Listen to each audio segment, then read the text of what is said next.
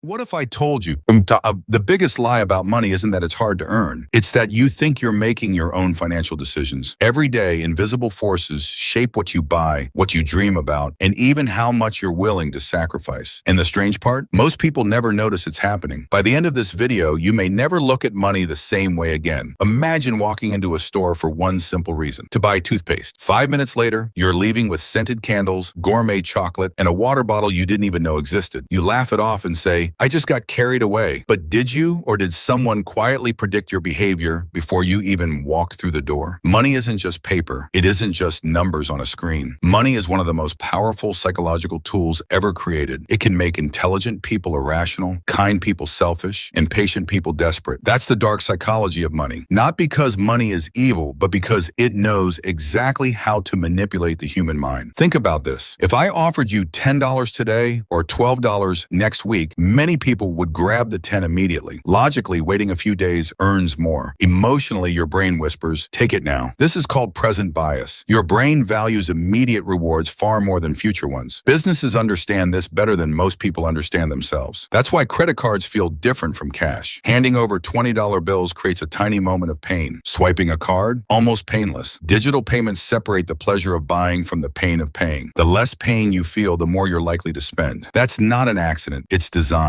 Now here's where it gets even stranger. Imagine two identical watches. One costs $300. The other costs $3,000. Same function, same accuracy. Yet people fight to own the expensive one. Why? Because money doesn't just buy products. It buys stories, status, identity. People rarely purchase what something is. They purchase what it says about them. A luxury car doesn't simply move someone from one place to another. It quietly announces success before the driver even says a word. A designer handbag doesn't just carry belongings. It carries social signals. The product becomes secondary. The emotion becomes the real purchase. And once you understand that, advertisements start looking very different. Notice how luxury brands rarely talk about features. They sell exclusivity. Fast food companies don't sell burgers. They sell happiness. Tech companies don't sell phones. They sell belonging, creativity, and the fear of being left behind. Because fear is one of the strongest currencies in the world. Fear of missing out. Fear of being average. Fear of looking unsuccessful. Fear of not having enough. These fears quietly push millions of financial decisions every single day. Now let's try a simple thought experiment. Two people each receive $1 million. The first person grew up believing money disappears quickly. They constantly worry about losing it. Within a few years, they either hide every dollar or waste it trying to prove they've finally made it. The second person grew up believing money is simply a tool. They invest carefully, ignore unnecessary status games, and let time do the heavy lifting. Same amount of money, completely different outcomes. Because money amplifies psychology more than it changes reality. Here's something most people never realize. Humans naturally compare sideways, not upward. You don't usually compare yourself to billionaires. You compare yourself to coworkers, neighbors, classmates, friends on Instagram. The moment your friend buys a new SUV, your perfectly reliable car suddenly feels old. Nothing about your car changed. Only your perception did. Comparison quietly creates dissatisfaction, and dissatisfaction creates consumption. Social media has turned this into a nonstop cycle. You're no longer comparing yourself to people in your neighborhood. You're comparing yourself to carefully edited highlights from millions of strangers around the world. And your brain believes it's normal. This creates what's known as the hedonic treadmill. You finally buy the thing you've wanted for months. It feels amazing, for a little while. Then your brain adjusts. The excitement fades. Suddenly, something bigger, newer, or more expensive captures your attention. The finish line keeps moving. Not because you're greedy, because your brain was designed to adapt. Now here's the darkest part. The people who understand money psychology best are often the ones making money from everyone else. Is this really my choice? Or did someone else plant it in my mind long before I reached for my wallet?